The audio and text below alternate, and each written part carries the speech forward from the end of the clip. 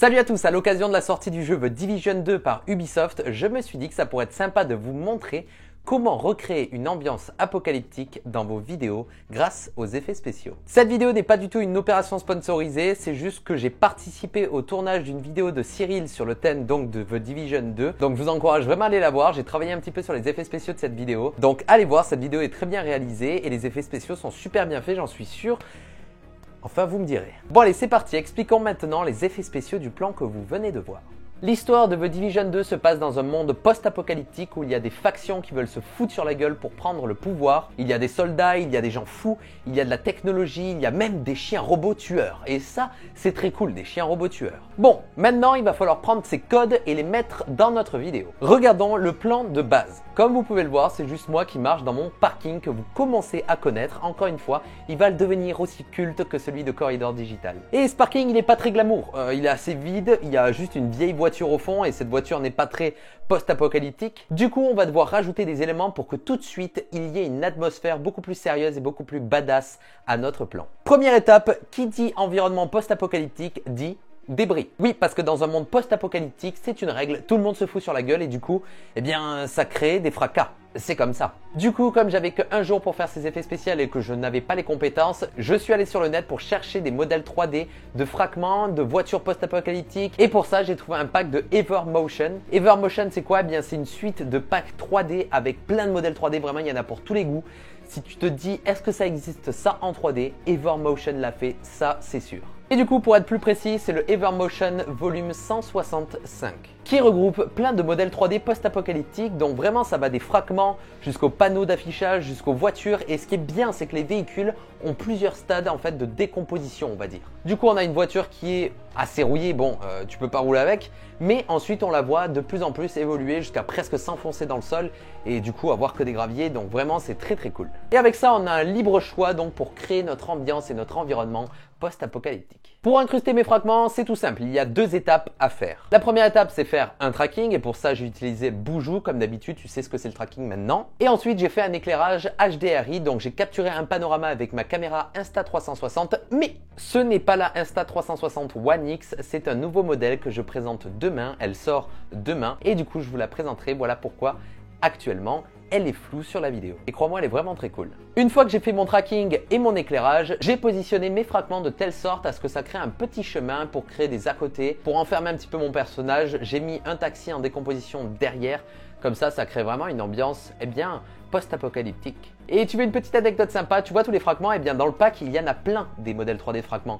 Mais comme je suis un gros flemmard et que je n'avais pas le temps, j'ai juste importé un seul modèle de fragment que j'ai pris, j'ai tourné, j'ai positionné, j'ai changé l'échelle. En fait, j'ai vraiment juste pris un modèle pour tous ces fragments. Donc, tu vois, juste de prendre un modèle et de le tourner et de réduire son échelle, eh bien, ça fait le job. Une fois que j'ai fait toute cette étape de 3D, j'ai fait un rendu avec Octane comme d'habitude. Et maintenant, il va falloir que j'incruste mes fragments dans ma vidéo. Donc, j'ai utilisé Adobe After Effects. Mais là, si je pose mes fragments sur ma vidéo, eh bien, qu'est-ce qui se passe? Eh bien, oui, mes fragments passent devant mon personnage. Et ça, c'est pas logique parce que je suis devant eux. Et là vient l'étape la plus chiante et la plus longue, c'est la rotoscopie. Car là, il y avait à peu près 300 frames à rotoscoper de mon corps en entier avec des gros mouvements de flingue. Enfin, c'était terrible et je devenais complètement fou à force parce que la rotoscopie pour moi c'est vraiment quelque chose de répétitif. Tu appuies sur page précédente, page suivante. Enfin, Et j'utilisais donc le rotobrush pour me faciliter la tâche et pas faire des masques parce que je trouvais ça un peu plus long. Donc j'ai utilisé le rotobrush d'Adobe After Effects et du coup je me suis rotoscopé pendant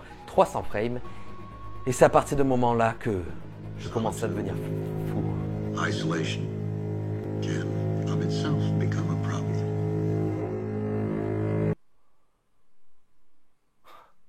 Bien. Mais c'est quand même très satisfaisant parce qu'une fois que tu as fait ta rotoscopie, eh bien, tu vois tes fragments passer derrière ton personnage et tu te dis ça valait le coup de rotoscoper mon acteur pendant autant de temps. Et là, je pensais déjà avoir fini mon effet d'environnement, je me suis dit ouais, c'est post-apocalyptique là. Et du coup, je montre le plan à ma copine, elle vient et comme elle adore les détails, elle me regarde, elle me fait oui, mais regarde les murs, ils sont trop blancs, ça fait pas post-apocalyptique. Et là, je la regarde, après avoir rotoscopé mon acteur pendant autant de temps.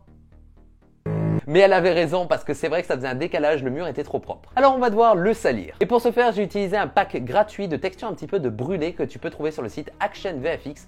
Encore une fois, je t'en parle souvent. C'est là où il y a plein d'assets pour faire des effets spéciaux. Tu as du feu, tu as plein de choses. Et il propose aussi des packs gratuits et il fait partie de ces packs-là. Donc c'est des packs de textures de brûlé. Et je les ai pris et grâce au tracking, je les ai juste posés sur mon mur. Et tout de suite, on a une texture de cramé. Et ça, c'est plutôt cool. Et elle avait raison, tout de suite, ça rajoute vraiment quelque chose de plus post-apocalyptique. Le diable est dans les détails. Pour ajouter encore une petite touche post-apocalyptique, je me suis dit que ça pourrait être vraiment cool de rajouter des morts sous des draps. Oui, parce que dans un monde post-apocalyptique, c'est connu, il y a plein de morts. Du coup, pour ce faire, j'ai utilisé Marvelous Designer où j'ai simulé des draps et ensuite j'ai texturé ces draps grâce à une texture que j'ai trouvée de textile gratuite sur internet. Je l'ai pris, je l'ai mis dans After Effects et un truc plutôt cool pour ajouter du sang à une texture de drap, c'est que tu peux créer un nouveau solide rouge et ensuite tu vas le mettre en alpha d'un calque de bruit fractal. Et tout de suite, il va apparaître que dans les endroits donc qui sont noirs de notre bruit fractal et là tout de suite on aura du sang. Et ça donne vraiment un effet très très cool. Ensuite j'ai exporté mes maps, donc j'ai exporté une diffuse, donc c'est la map de couleur. Et ensuite il fallait que j'exporte aussi une map de normal. Et qu'est-ce que c'est les normales? Encore une fois dans la 3D, c'est ce qui va nous permettre d'avoir du relief sur notre texture. Parce que si tu mets juste une diffuse, eh ben, ça sera juste de la couleur. Il n'y aura pas vraiment ces petits reflets qu'il y a parfois quand il y a du volume. Donc comment créer une normal map via Adobe After Effects et juste avec une diffuse? Eh bien j'ai utilisé un plugin de AI Script qui s'appelle Normal Mapper qui va te permettre de générer une normal map juste avec une diffuse. Donc ça c'est vraiment très cool, je te mets le lien dans la description, il est gratuit. Maintenant toi aussi tu vas pouvoir générer des maps de normal. Ah et si toi aussi tu veux des modèles 3D de mort pour tes projets mais que tu ne sais pas comment utiliser Marvelous Designer, eh bien je te fournis dans le lien dans la description un pack avec 3 personnes mortes sous des draps ensanglantées. Oui, j'ai bien fait un pack sur ça, il s'appelle même le Dead Pack.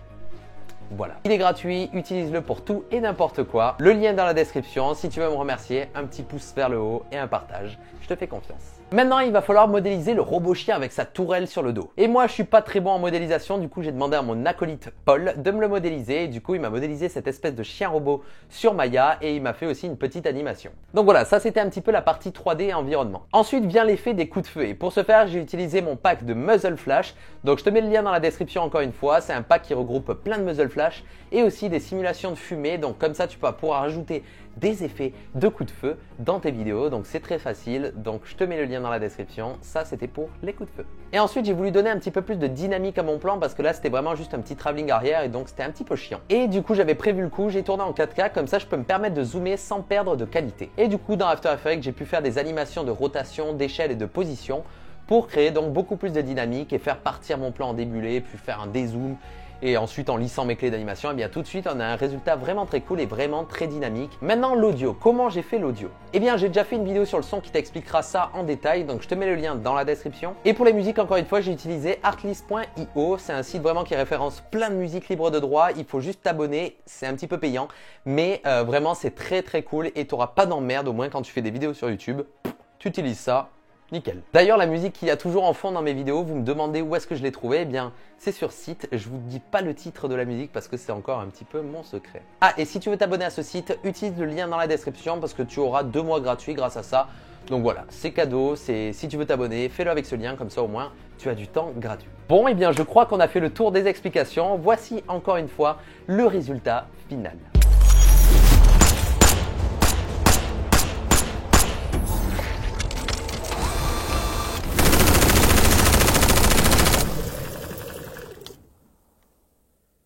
J'espère que vous avez apprécié cette petite vidéo avec plein de petits conseils. Si vous avez appris des choses, c'est nickel pour moi. Allez voir des trailers du jeu The Division 2, il a l'air vraiment très cool et l'atmosphère aussi. Et en fait, j'ai fait cette vidéo parce que du coup, j'ai travaillé donc sur la vidéo de Cyril. Donc c'est ce qui m'a donné envie de vous transmettre un petit peu des connaissances dans le post-apocalyptique effect. Si tu veux me soutenir, un petit pouce vers le haut et un petit partage, ça me ferait vraiment plaisir. N'oubliez pas, j'ai mon Instagram où je poste des rendus 3D par jour et je poste aussi des effets que vous voyez là, mais en avance, donc venez, c'est tout bénef pour vous et parfois même il y a des concours. Donc allez-y, c'est Atom_visual. On se retrouve très prochainement pour une nouvelle vidéo, c'était Atom, ciao.